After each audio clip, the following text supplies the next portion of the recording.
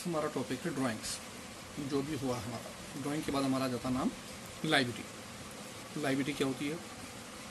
Liability का मतलब हो गया पे बिल, यानी कि बिजनेस किसी को भी अगर कोई अमाउंट पे करता है, यानी कि आप कह सकते हो ओनर यानी प्रोपराइटर या पार्टनर्स अपने बिजनेस में से किसी की भी तरह की कोई अमाउंट अगर किसी को पे करता है तो वो चीज़ लाइबिलिटी कहलाती है।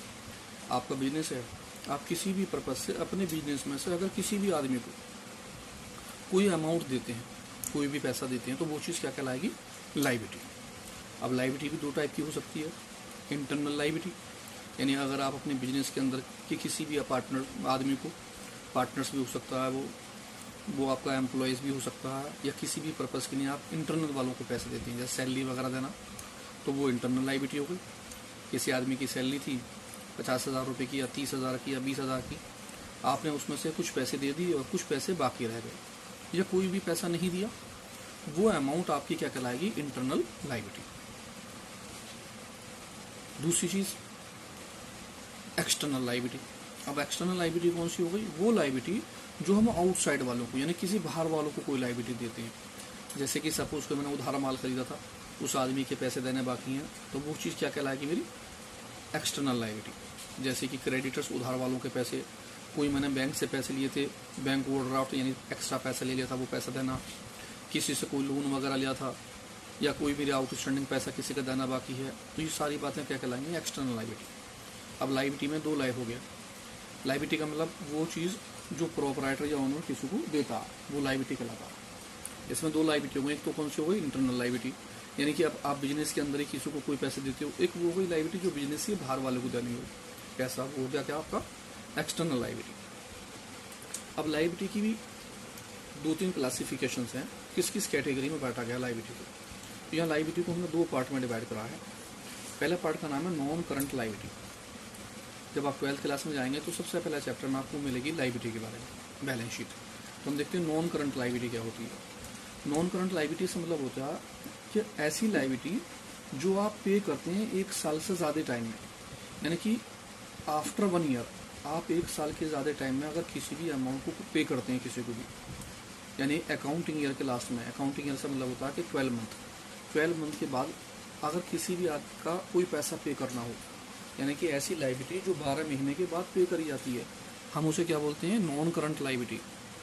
जैसे कि हो एक तरह का कोई लोन वगैरह, डिबेंचर भी लॉन्ग टर्म लोन होते हैं, लंबे टाइम के लिए जाते हैं, 4 साल 5 साल 10 साल के लिए। तो नॉन करंट लाइबिलिटी से मतलब ऐसी कोई भी अमाउंट जो 1 साल से ज़्यादा टाइम में पे करी जाए, वो नॉन करंट लाइबिलिटी कहलाती है।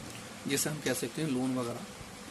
अब करंट लाइबिलिटी ऐसी कोई भी अमाउंट जो विद इन 12 मंथ, 12 महीने के अंदर अंदर, यानी कि एक अकाउंटिंग पीरियड के अंदर अंदर आप पे करते हैं, यानी 12 महीने से करंट टाइम में अगर किसी को पैसा पे करना हो तो हम उसे करंट लाइबिलिटी बोलते हैं।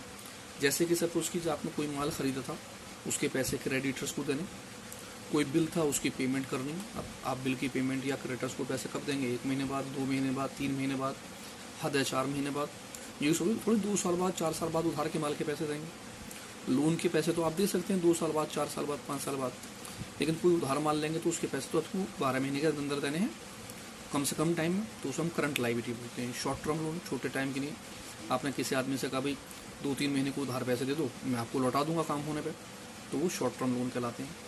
अब लाइबिलिटी तो होंगी नॉन करंट लाइबिलिटी और करंट लाइबिलिटी। तो नॉन करंट लाइबिलिटी का मतलब है ऐसी लाइबिलिटी जिनकी पेमेंट 1 साल के बाद में करी जाती है।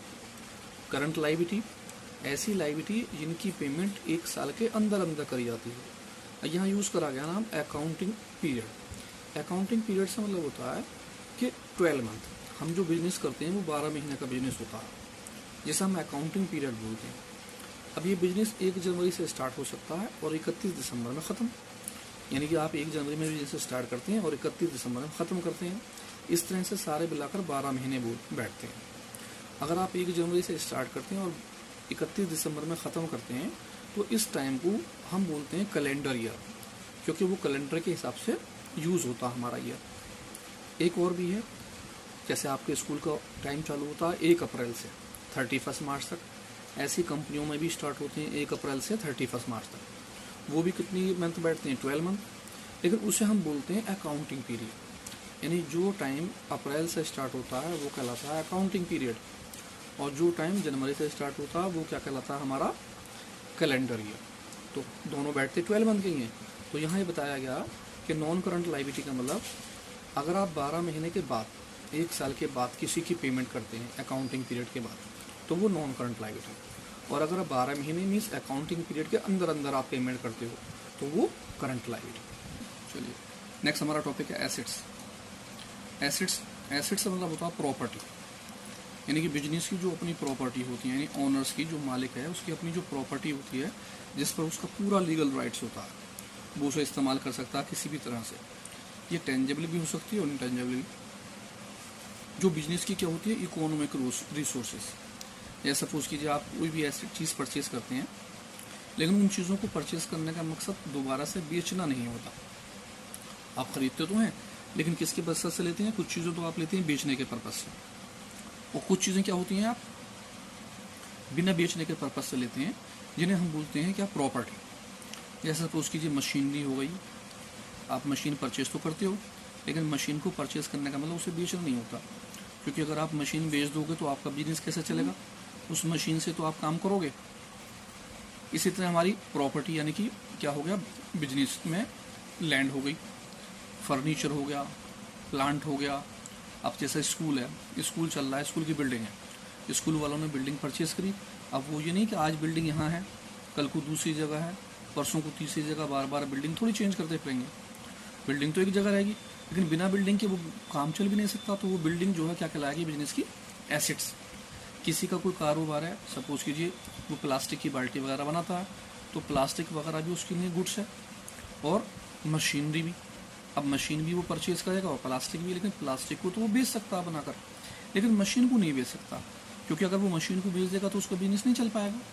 तो ऐसी चीज़ें हैं जिन्हें हम परचेज तो करते हैं लेकिन उनका मकसद बेचना नहीं होता, हम उसे क्या बोलते हैं, प्रॉपर्टी। वो चीज़ प्रॉपर्टी कहलाती है, यानी कि बिजनेस की एसेट्स कहलाती हैं। जो बिजनेस की इकोनॉमिक रिसोर्सेज होती हैं, उनकी बिजनेस को बढ़ाती हैं, इकोनॉमिक रिसोर्सेज को, पैसों को, जो टेंजिबल या इनटेंजिबल दोनों हो सकती हैं। ठीक है जी। बिजनेस में जैसे कि मशीन हो गया, बिल्डिंग हो गई, लैंड हो गया, फर्नीचर हो गया, स्टॉक हो गया, डेप्टर्स हैं, कैश गुडविल्स है, बहुत सी चीज़ें। अब एसेट्स की बहुत सारी यहाँ पर है, आपको इन्फॉर्मेशन वो दी है, डेफिनेशन, आपको इसी भी डेफिनेशन आसानी से ले सकते हैं। यानी कि एसेट्स आपकी क्या होती है, प्रॉपर्टी होती है जिस पर आपके लीगल राइट्स होते हैं इंडिविजुअल में, और कंपनी वगैरह की क्या होती है, वो मॉनेटरी वैल्यू वगैरह होती है मनी की, तो आपकी कोई सी भी वैल्यू ले सकते हैं। ये क्या होती है सर, हमारी प्रॉपर्टी जो होती है वो बिजनेस की प्रॉपर्टी होती है, ओन होती है, यानी उसकी अपनी होती है। आप कह सकते हो वो टेंजेबल होती है, यानी उसका फिजिकल एक्सटेंट होता है, वो हमें दिखाई देती है। इनटेंजेबल भी हो सकती है वो, जैसे कि गुडविल का मतलब हो गया कि रेपुटेशन की, बहुत सी चीज़ें रेपुटेशन के नाम से बिकती हैं। जैसे आप देखते हो कि भाई हर किसी का अपने अपने नाम से चीज़ें बिकती हैं। आप देखते हो, आप जब आप बाज़ार में जाते हो बोतल वगैरह लेने, तो आप कहते हो कोका कोला की बोतल दो, या कैंपा की बोतल दो, थम्स अप की बोतल दो, तो वो एक ब्रांड है। अगर वो आदमी आपको बिना किसी ब्रांड के कोई दूसरी बोतल दे दे तो आप फ़ौरन क्या कर दोगे, मना कर दोगे, नहीं भी मुझे ये नहीं चाहिए। हम देख सकते हैं जब हम बाज़ार में जाते हैं तो 2 तरह की बोतल हमारे पास हैं। सपोज कीजिए एक है आइसलिंग, वो उसमें भी कोका कोला की बोतल आती है। एक हो गई थम्स अप की बोतल, वो भी कोका कोला की बोतल आती है उसमें। अब दोनों बोतलों के रेट में डिफरेंस है। जो आइसलिंग की बोतल है वो कुल 10 रुपये की है, जबकि उतनी ही वैल्यू की कोका कोला की कंपनी की थम्स अप वाली बोतल वो 20 रुपये की है।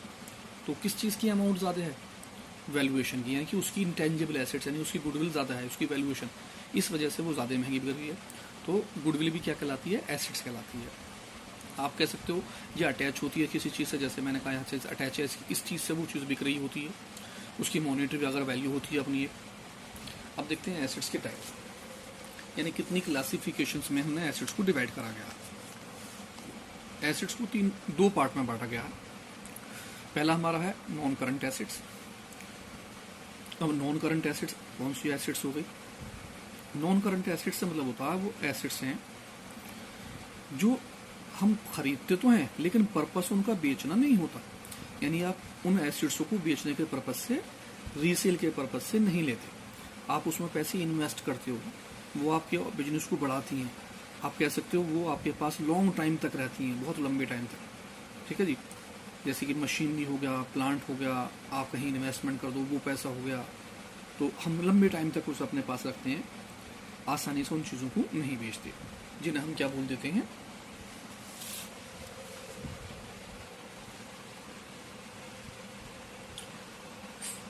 जिन्हें हम बोल देते हैं फिक्स एसेट्स। फिक्स एसेट्स का मतलब है वो हमारे पास फिक्स होती हैं। अब फिक्स एसेट्स जो होती हैं उनका मकसद रीसेल का नहीं होता। इसमें दो टाइप की हो जाती हैं। एक तो कौन सी हो जाती है, इंटेंजिबल एसेट्स। इंटेंजिबल एसेट्स का मतलब वो एसेट्स जिनका अपना फिजिकल एक्सटेंट होता है, यानी कि वो एसेट्स हमें दिखाई देती हैं। आप कह सकते हो जिनका क्या होता है, आपका फिजिकल एक्सटेंट होता है, जैसे कि लैंड, बिल्डिंग, मशीन, जिन्हें आप क्या कर सकते हो, देख भी सकते हो और टच भी कर सकते हो। तो ये चीज़ें क्या कहलाती हैं, हमारी टेंजिबल एसेट्स। इसी के साथ साथ दूसरी होती है हमारी इंटेंजिबल एसेट्स। अब इंटेंजिबल एसेट्स जो होती हैं उनके क्या नहीं होते, उनके कोई फिजिकल एक्सटेंट नहीं होता, आप उसे छू नहीं सकते और ना ही आप उसे देख सकते हो, क्योंकि वो इंटेंजिबल एसेट्स होती है। जैसे भी मैंने बताया आपको, गुडविल यानी किसी भी चीज़ की रेपुटेशन, कॉपीराइट, सॉफ्टवेयर, आप व्हाट्सएप को देख तो सकते हो लेकिन छू नहीं सकते, यानी उसके सॉफ्टवेयर को हम छू नहीं सकते हैं। तो ये कौन सी एसेट्स कहलाती हैं, इंटेंजिबल एसेट्स। गुडविल, किसी रेपुटेशन के नाम से, किसी नाम से वो चीज़ बिक रही है। फॉर एग्जाम्पल, आप बाजार में जाते हो, सिकंदराबाद में, आप कहते हो यार हमें मिठाई चाहिए, तो किसकी मिठाई खाएंगे आप, सिंगल स्वीट्स या फिर शादी की या फिर किसी तीसरे हलवाई की। तो तीसरे हलवाई का नाम तो नहीं पता, लेकिन जिन आदमियों के नाम से वो चीज़ बिक रही है वो उनकी क्या है, रेपुटेशन, गुडविल। आप कहीं दिल्ली जाते हो, आप किसकी स्वीट्स लेते हो, हल्दीराम स्वीट्स, आप वहाँ पर जाकर शादी की स्वीट्स या फिर जो है सिंगल की स्वीट्स नहीं मांगते, वहाँ पर नाम क्या हो जाता है आपका, हल्दीराम स्वीट्स। तो वहाँ पर उसकी रेपुटेशन ज़्यादा है। तो इंटेंजिबल एसेट्स वो जिसकी रेपुटेशन होती है। नेक्स्ट हमारा हो जाता है करंट एसेट्स। इससे पहले दोबारा लेते हैं, फिक्स एसेट्स में टेंजिबल वो एसेट्स जिसका फिजिकल एक्सटेंट होता है, जिसे हम देख भी सकते हैं और छू भी सकते हैं, जबकि इंटेंजिबल एसेट्स मीन्स वो एसेट्स जिनका अपना फिजिकल एक्सटेंट नहीं होता, जिन्हें ना तो आप देख सकते ना ही आप उन्हें छू सकते हैं। ठीक है जी। इनके एग्जाम्पल आप देख लेंगे साथ में। इसके एग्जाम्पल हो गए लैंड, बिल्डिंग, प्लांट। इनके एग्जाम्पल हो गए गुडविल, ट्रेडमार्क्स, कॉपीराइट्स वगैरह। नेक्स्ट हमारा आता है करंट एसेट्स। अब करंट एसेट्स कौन सी होती है, करंट एसेट्स वो एसेट्स होती हैं जिनका पर्पस क्या होता है, कन्वर्ट करना कैश में, यानी कि जितनी जल्दी हो सके हम उसे कम से कम टाइम में कैश में कन्वर्ट कर लें। यानी कि 1 साल के अंदर अंदर जिन पैसों को, 1 साल तो बहुत है वैसे, और भी कम टाइम में जिन्हें हम कैश में कन्वर्ट कर लेते हैं, वो चीज़ क्या कहलाती है, करंट एसेट्स। जैसे कि आपका गुड्स, जो परचेज आपने माल करा था आप उसे बेचने के लिए रखते हैं, तो वो गुड्स, या आपके कोई पैसे हैं किसी पर रखे हुए, वो आप उसे कैश में ले सकते हैं। स्टॉक, डेप्टर्स, ये सारी बातें जो क्या कहलाती हैं हमारी करंट एसेट्स। यानी कि करंट एसेट्स से मतलब वो क्या है, ऐसी एसेट्स जिन्हें कन्वर्ट कर सकते हैं हम किस में, कैश में, कम से कम टाइम के अंदर, 1 साल के अंदर, वो हमारी करंट एसेट्स कहलाती हैं। नेक्स्ट इसके बाद आ जाता है हमारा कौन सा, फिक्चर्स एसेट्स। फिक्चर्स एसेट्स से मतलब होता है कि ऐसी एसेट्स जो ना तो क्या होती है वो टेंजिबल होती हैं और ना ही वो हमारी क्या होती हैं, वो इंटेंजिबल होती हैं। यानी कि वो टेंजिबल भी है और इंटेंजिबल भी, आप कह सकते हो दोनों ही होती हैं वो। उन्हें हम कौन से बोलते हैं, फिक्चर्स एसेट्स। अब ऐसी कौन सी एसेट्स हो सकती है जो टेंजिबल भी है और इंटेंजिबल भी है। हम देखते हैं कोल माइन, कोयले की खदान वगैरह, या पेट्रोलियम, टाइम टू टाइम वो चीज़ क्या होती रहती है, कम, हल्के हल्के हल्के एक वक्त ऐसा आएगा वो चीज़ क्या हो जाएगी, ख़त्म हो जाएगी। यानी अभी तो हमें दिख रही है, हल्के हल्के वो टाइम क्या आएगा पेट्रोल का, वो चीज़ अपनी जगह से ख़त्म हो जाएगी, कोल माइन अपनी जगह से ख़त्म हो जाएगी।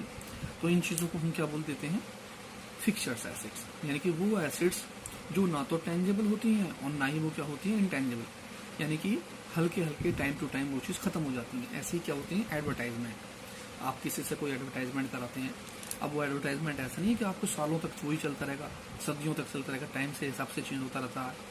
आप देखते हो कोका कोला का एडवर्टाइजमेंट आता था, पहले कोई और हीरो करता था, अब फिर कोई और हीरो कर रहा है, तो टाइम टू टाइम वो चीज़ एडवर्टाइजमेंट चीज़ होते रहते हैं, बदलते रहते हैं।